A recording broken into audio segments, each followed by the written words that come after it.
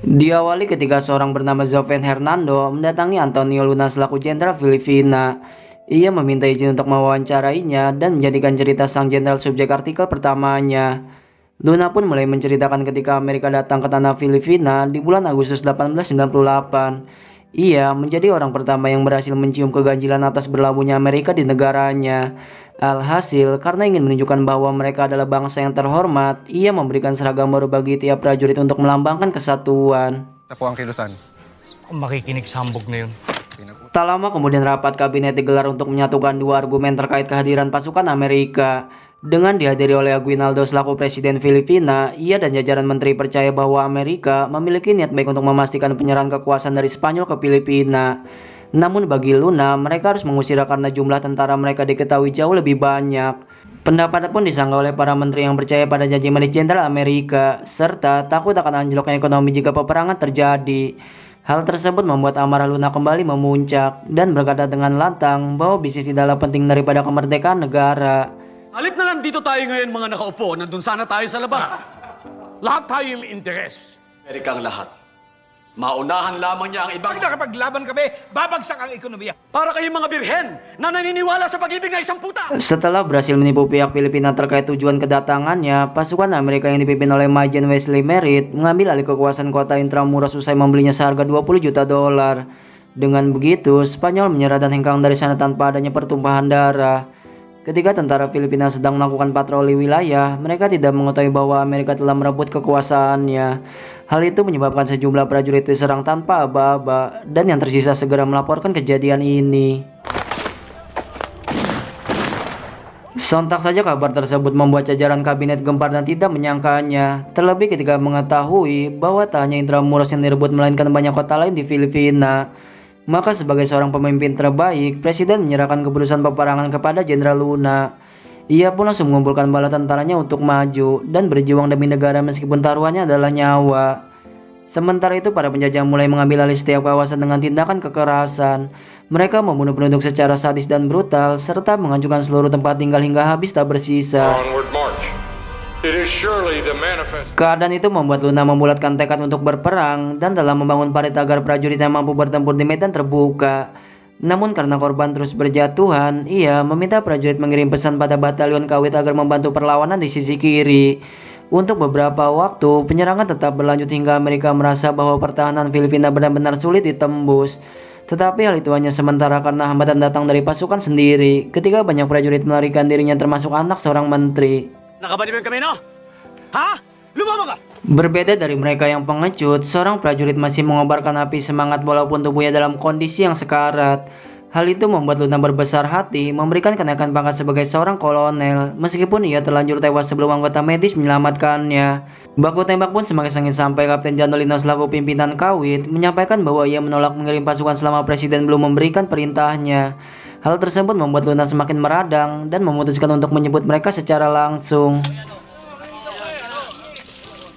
Melihat puluhan prajurit bersantai tanpa memikirkan perjuangan rekan mereka, ia pun menyemprotnya habis-habisan dengan makian yang sangat merendahkan. Terlebih saat memergoki Janolino masih kelonan dengan seorang perempuan, amarahnya tumpah ruah hingga bisa saja menembak tanpa melakukan sidang. Namun meski memiliki kuasa untuk melakukan itu, ia memilih melucuti senjata sekaligus mempermalukannya di depan prajuritnya. Ng inyong pinuno.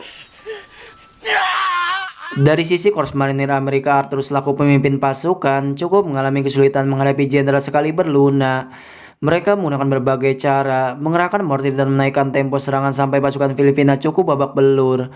Menyaksikan banyak prajuritnya bertumpah darah, tanpa berpikir panjang ia membawa kudanya maju tanpa takut akan serangan musuh di depannya. Begitupun pasukan yang mendampingi dari belakang, mereka mengikuti jejak sang jenderal agar Amerika terpukul mundur.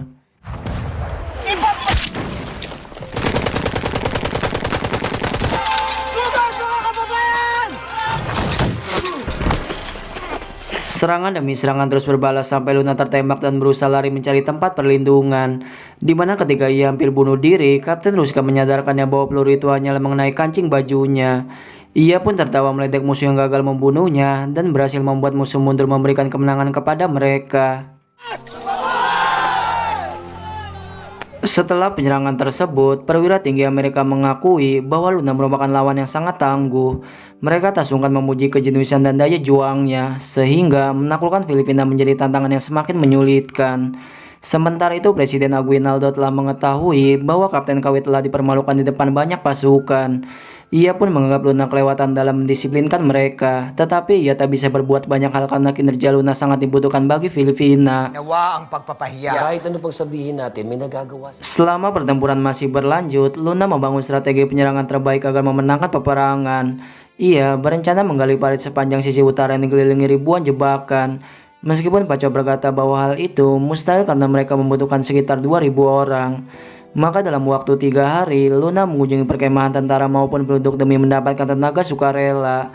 Mereka diancam dengan menggunakan pasal 1 undang-undang yang berisi hukuman mati bila menolak perintah dari jenderal besar.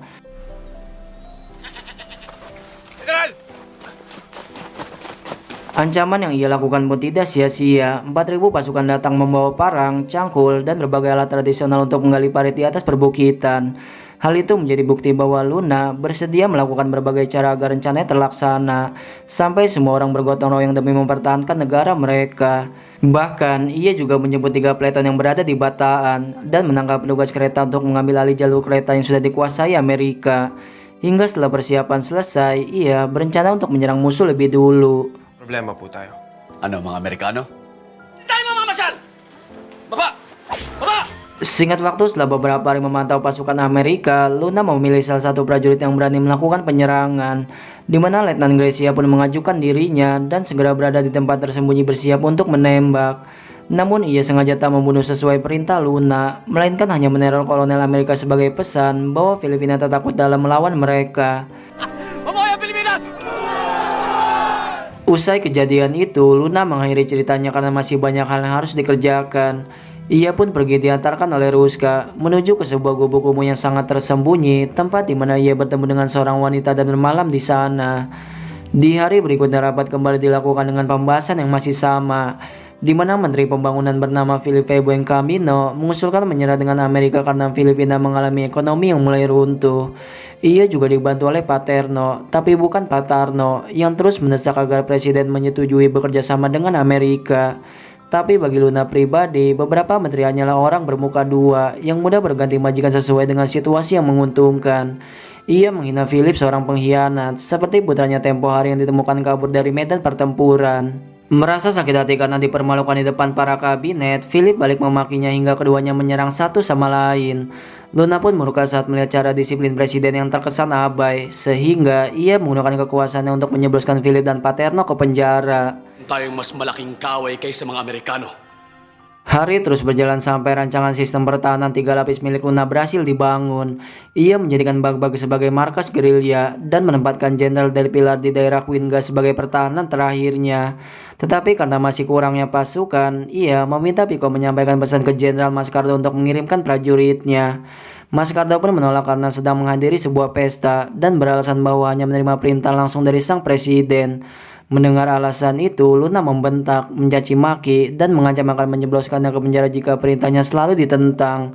Namun alih-alih menurutinya, ia justru menganggap Luna jenderal arogan yang sering menggunakan kekuasaan untuk menindas. Terlebih ketika Luna memanggil semua perwira di bawah pimpinan Mascardo untuk bersama-sama menangkapnya pada malam ini juga. Seketika kabar itu menjadi sebuah pertanda buruk karena Amerika pasti mengincar kelemahan mereka yang bergelut dengan konflik internal, bahwa Mascardo semakin menentang Luna untuk datang membawa peti mati dan mengompori seluruh perwiranya untuk melawan dengan peperangan. Sesaat setelah markas Bagbag ditinggalkan, pasukan dikejutkan oleh kedatangan Amerika yang menyerang dengan skala besar. Beriringan juga dengan kejadian itu, Luna tiba di tempat Mascardo hingga situasi antar kedua jenderal semakin memanas. Namun meski tergabung dengan tentaranya, ia berdiri tangguh menyerahkan peti mati dan mengeluarkan pasukan yang jauh lebih banyak sampai Mascardo menganggapnya telah hilang akal. Ia pun berakhir menyerah ketika Ruska muncul membawa pesan dari sang presiden, perihal izin penangkapan sekaligus kabar bahwa markas baru saja diserang. Sementara itu pasukan di Bagbag dan Cuenca digempur dari berbagai arah hingga kalah telak. Amerika benar-benar mampu memanfaatkan kelemahan mereka dan secara cepat menembus benteng pertahanan sampai mulai menguasainya. Tak hanya itu saja, Joven tertembak hingga tubuhnya mengalami luka-luka, di mana tepat ketika prajurit Amerika hampir menembaknya, pasukan Luna datang berusaha memukul mundur musuh dari sana.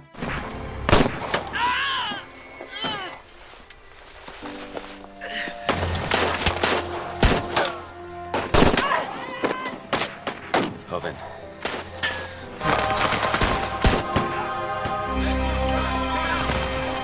Sampai keesokan harinya, mereka memutuskan meninggalkan Baghdad dan Guinga karena keadaan sudah terdesak. Mereka yang terluka pun segera ditangani oleh para medis dan tidak lagi bisa mencegah pergerakan musuh yang menguasai satu persatu wilayah Filipina.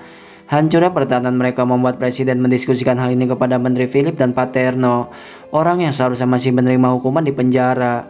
Di mana obrolan mereka tertunda saat kedatangan Luna dan membuat keduanya bergegas mencari tempat bersembunyi. Luna pun menyampaikan pengunduran dirinya dari pimpinan militer lantaran telah mengetahui bebasnya pengkhianat dan muak dengan cara loyo presiden dalam mendisiplinkan. Namun karena takut kehilangan jenderalnya yang jenius, Aguinaldo merayunya dengan menyetujui rencana membangun benteng di utara dan mengangkatnya sebagai panglima atas seluruh angkatan bersenjata. Ito lang ang pag-asa natin. Berselang kepergiannya, Felipe dan para pejabat didera kecemburuan melihat Luna semakin berjaya. Mereka meracuni presiden dengan berbagai spekulasi bahwa Luna berniat ingin menggantikan kekuasaan dengan memimpin Filipina secara diktator. Si Luna ang pinakamahusay kong general.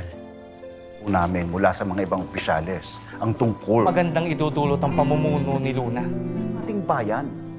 Kung nag-iisa siyang Kailangan ko muna ng panahon para mag-isip.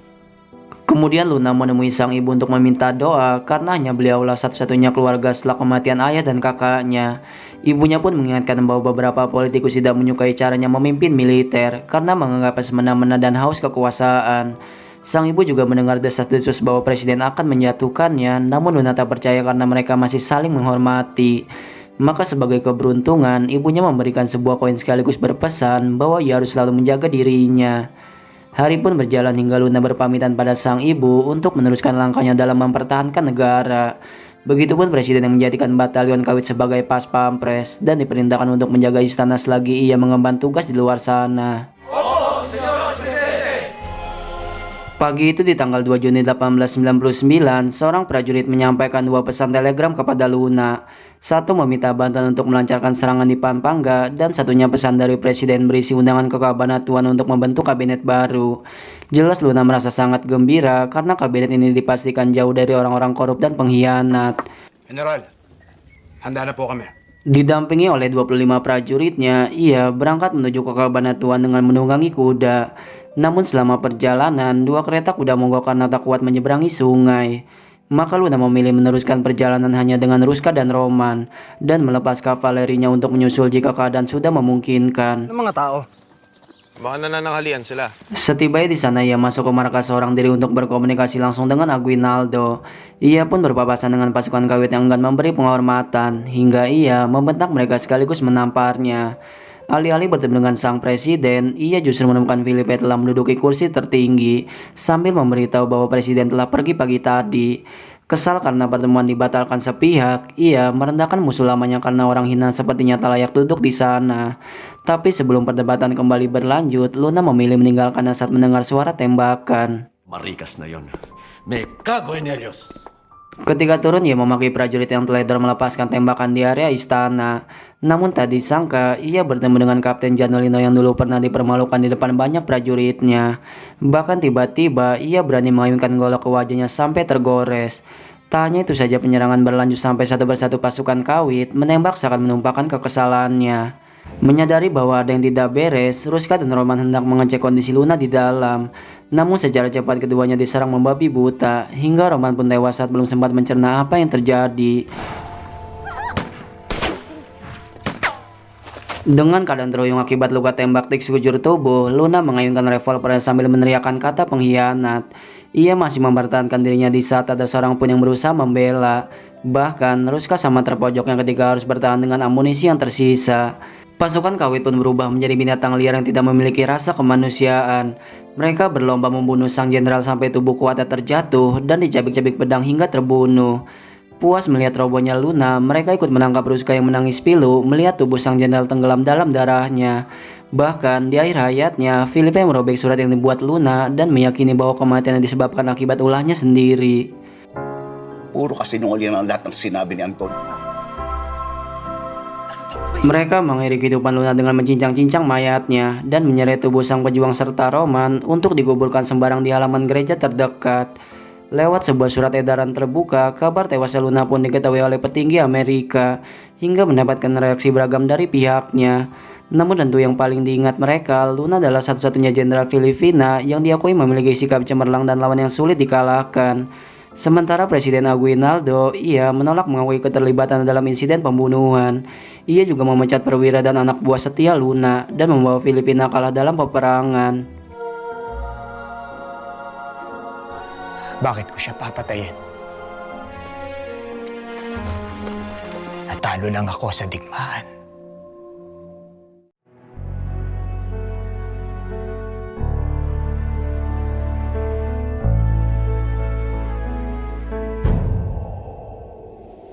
Satu hal yang paling diingat dari kisah tragis Jenderal Luna, bahwa musuh terbesar suatu bangsa adalah saudara kita sendiri.